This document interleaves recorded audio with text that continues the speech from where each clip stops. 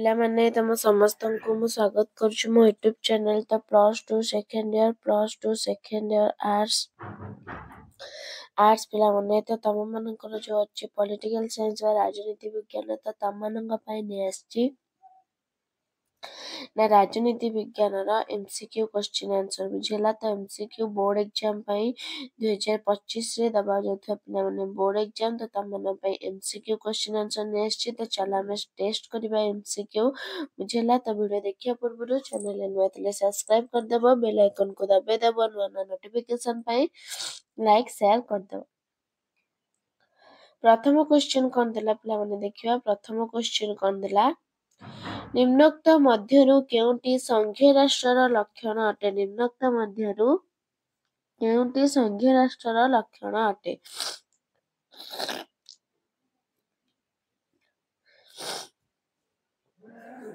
ନମନୀୟ ସମ୍ବିଧାନ ନା ଏକକ କେନ୍ଦ୍ର ସରକାର ନା କ୍ଷମତାର ବିକେନ୍ଦ୍ରୀକରଣ ନା ସ୍ୱାଧୀନ ନ୍ୟାୟପାଳିକା? କ'ଣ ହବ ପିଲାମାନେ? ନା ସ୍ୱାଧୀନ ନ୍ୟାୟପାଳିକା। କ'ଣ ନା ସ୍ୱାଧୀନ ନ୍ୟାୟପାଳିକା। ନେକ୍ସଟ, ନିମ୍ନୋକ୍ତ ମଧ୍ୟରୁ କେଉଁଟି ଗ୍ରାମାଞ୍ଚଳ ସ୍ୱାୟତ୍ତ ବ୍ୟବସ୍ଥାର ଏକ ଅଂଶ ଅଟେ? ନିମ୍ନୋକ୍ତ ମଧ୍ୟରୁ କେଉଁଟି ଗ୍ରାମାଞ୍ଚଳ ସ୍ୱାୟତ୍ତ ବ୍ୟବସ୍ଥାର ଏକ ଅଂଶ ଅଟେ? ପୌରପାଳିକା, ବିଜ୍ଞପ୍ତିତ ଅଞ୍ଚଳ ପରିଷଦ, ପୌର ନିଗମ, ଗ୍ରାମ ସଭା। ତ କ'ଣ ହବ ପିଲାମାନେ? ନା ଗ୍ରାମ ସଭା। କ'ଣ ନା ଅପସନ୍ ଆଇ ବି ହେଇଯିବ ଗ୍ରାମ ସଭା। ଏଟା 2024 ଆର୍ଟ୍ସରେ ପଢିଥିଲା ପିଲାମାନେ। ନେକ୍ସଟ, ନିମ୍ନୋକ୍ତ ମଧ୍ୟରୁ କାହାକୁ ଭାରତର ସମ୍ବିଧାନ ଅବଶିଷ୍ଟ ବା ବଳକା କ୍ଷମତା ପ୍ରଦାନ କରାଯାଇଛି? କାହାକୁ? ସଂସଦକୁ, ରାଜ୍ୟ ବ୍ୟବସ୍ଥାପିକା ସଭା, ରାଜ୍ୟସଭା, ଲୋକସଭା। ତ କାହାକୁ କରାଯାଇଛି?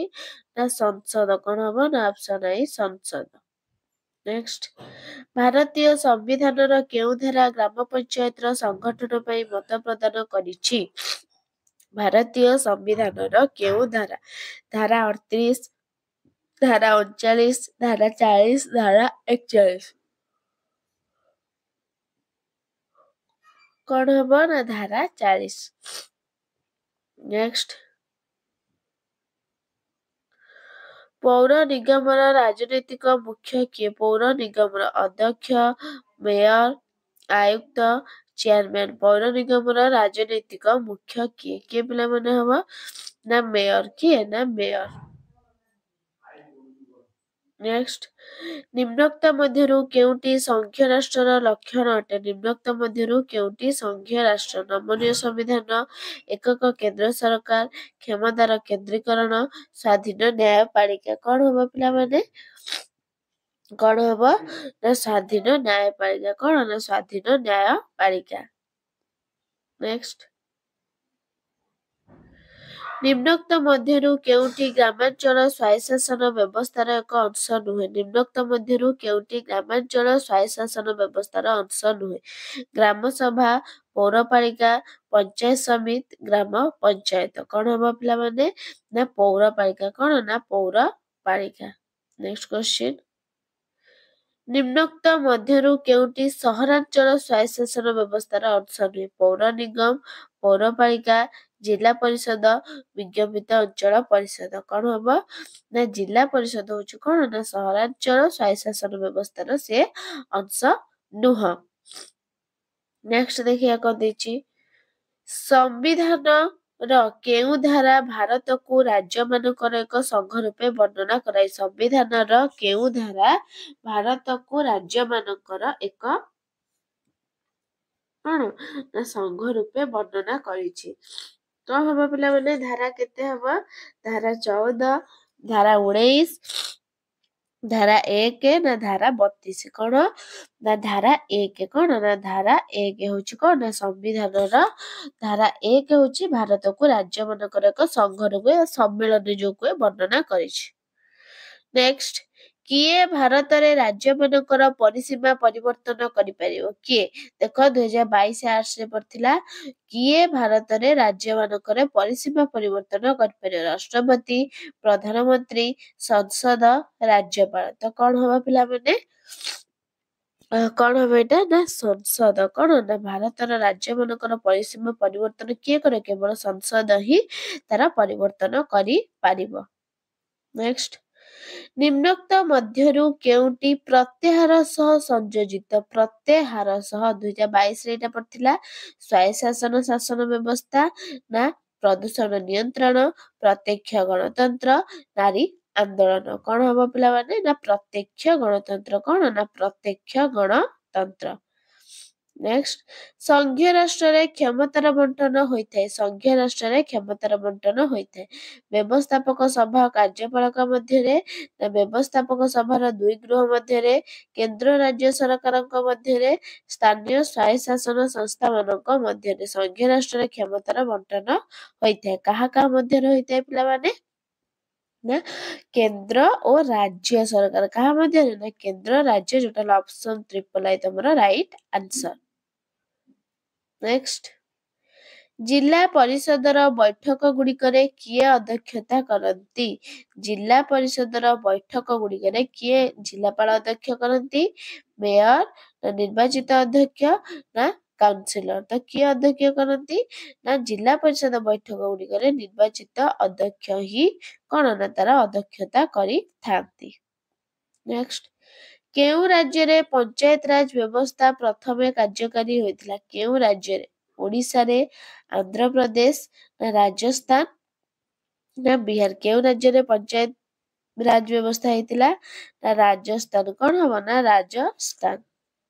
नेक्स्ट निम्नोक्त मध्यरु किए राज्य मानकु सहायक अनुदान बंटन निमंते सुपारिश करे निम्नोक्त मध्यरु किए राज्य मानकु नीति आयोग भारतीय रिजर्व बैंक महाहिसाब रक्षक महासमीक्षक अर्थ आयोग कौन हम पिला माने ना अर्थ आयोग कौन ना अर्थ आयोग।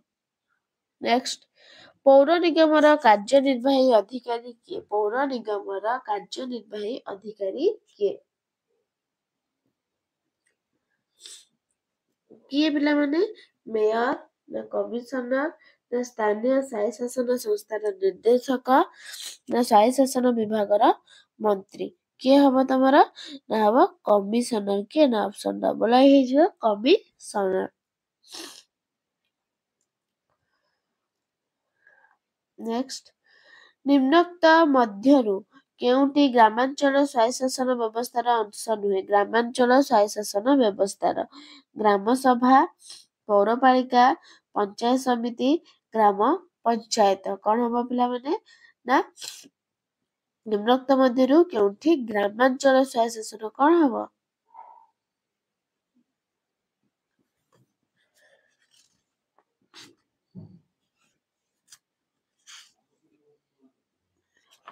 तो पिला माने ये डबल पर आसी जो क्वेश्चन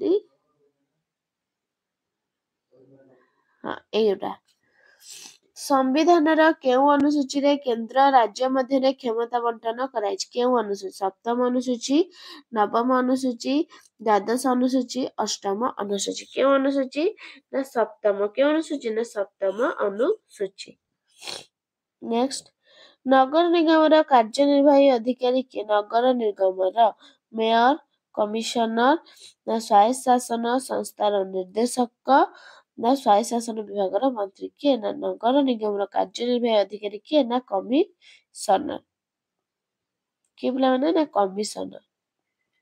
नेक्स्ट निम्नोक्त मध्यरु केउटी संघीय राष्ट्रर लक्षण क्षमता विभाजन एकक केंद्र सरकार नमनीय संविधान उत्तरदायी कार्यपालिका तो कौन हम तमर ना क्षमता विभाजन कौन ना क्षमता विभाजन।